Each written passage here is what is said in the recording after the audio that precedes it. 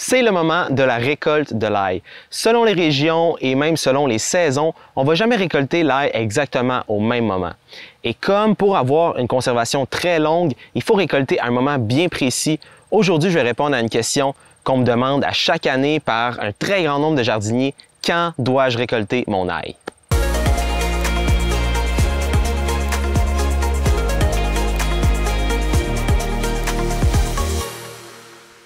Bonjour et bienvenue dans notre jardin potager. Je m'appelle Danny, je suis formateur ici à l'Académie potagère et je suis devant ma parcelle d'ail. C'est une toute petite parcelle d'ail, ça fait 5 mètres.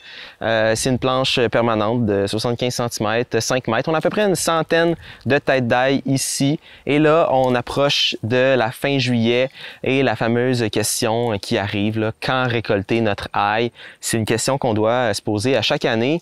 Et puis, comme je le disais, c'est une question qui est très importante parce que l'ail a la capacité de se conserver très longtemps. Vous le savez, vous avez déjà peut-être acheté de l'ail, peut-être vous cultivez de l'ail même depuis plusieurs années. Vous savez, on est capable de récolter notre ail, le conserver, l'amener avec nous pendant plusieurs mois.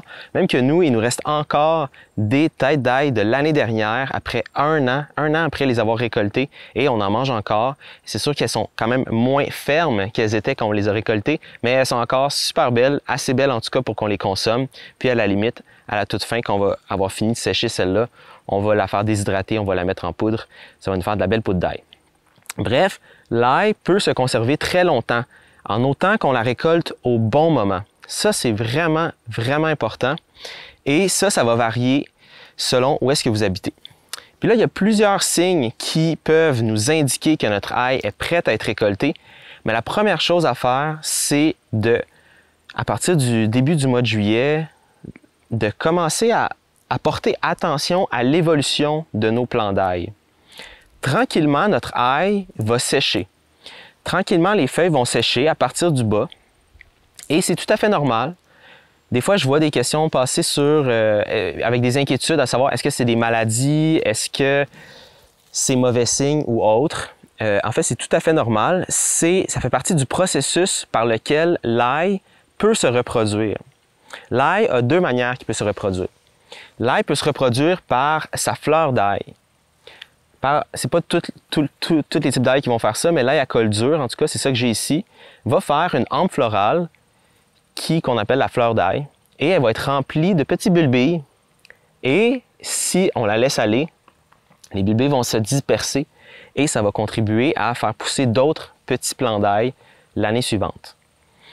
Maintenant, si vous n'avez pas regardé notre vidéo sur la récolte de la fleur d'ail, je vous invite à aller le regarder. Il est sur notre chaîne YouTube.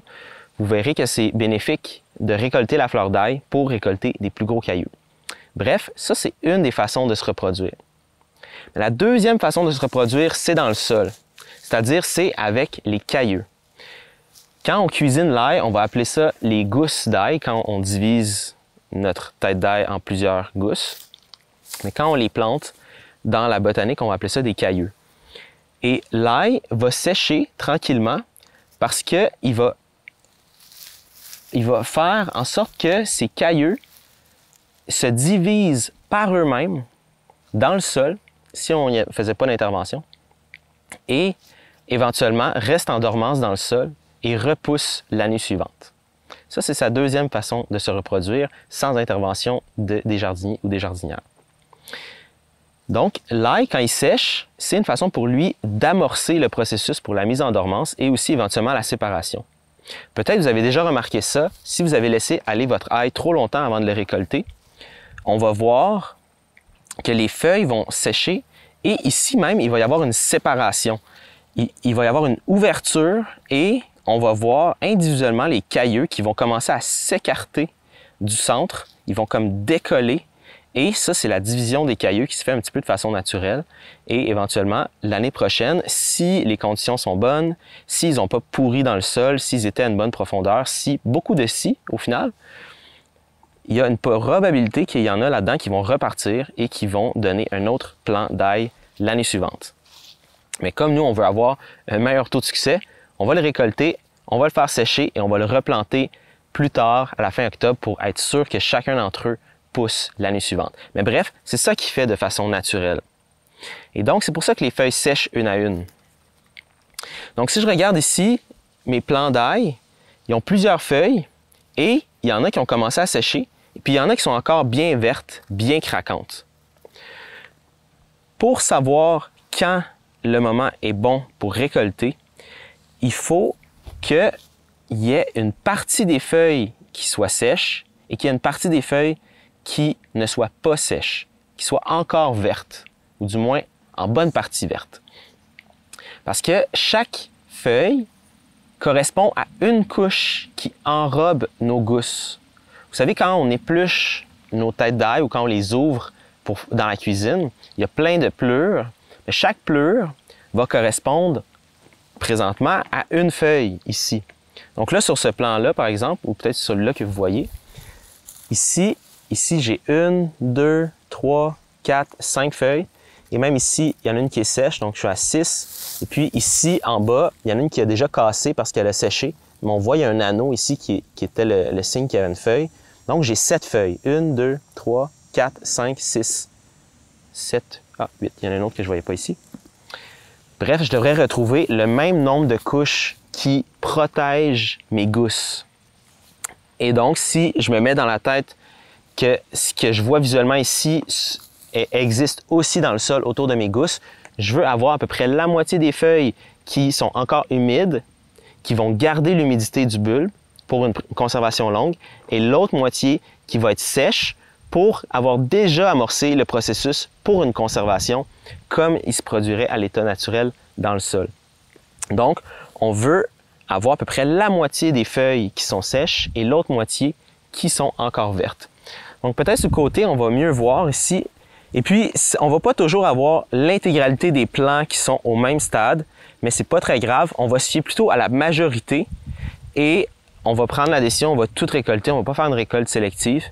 Donc là, ici, si je prends ce plan-là, par exemple, ici, j'ai une feuille qui est complètement séchée, qui est presque même désintégrée. Ça fait une feuille, 2 feuilles, celle-là aussi est sèche, 3 feuilles, celle-là aussi, elle est toute jaune et sèche. Puis en haut, j'ai 1, 2, 3, 4, 5 feuilles, avec celle-là ici qui est quand même à moitié sèche. Donc, j'ai presque la moitié du feuillage qui est sec. Et à ce stade-là, moi, je considère que c'est un bon moment pour faire la récolte. Donc, à peu près 50% du feuillage qui est sec, c'est un bon moment pour faire la récolte.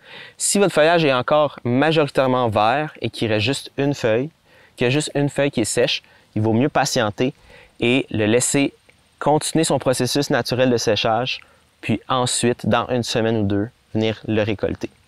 Mais à partir du moment où vous voyez que le séchage est bien enclenché, ça peut aller assez vite, ça peut vous surprendre, donc il faut revenir assez fréquemment et être prêt à faire la récolte. Donc, si on récapitule pour le séchage de l'ail, c'est très simple. D'abord, on va voir tranquillement le feuillage qui va sécher. Ça, c'est le signe qu'il faut rester vigilant pour venir valider une fois de temps en temps si notre ail est prête. Et le signe qui déclenche le moment où on devrait récolter, c'est lorsque on a à peu près 50% du feuillage qui est sec, 50% du feuillage qui est encore vert, qui est encore un peu craquant. Et ça va être avec cette façon-là qu'on va avoir une conservation optimale, une conservation très longue. Après l'avoir récolté, il restera encore à le faire sécher à l'intérieur, à l'ombre, pendant quelques semaines. Et ensuite, on va pouvoir le conserver pendant vraiment longtemps.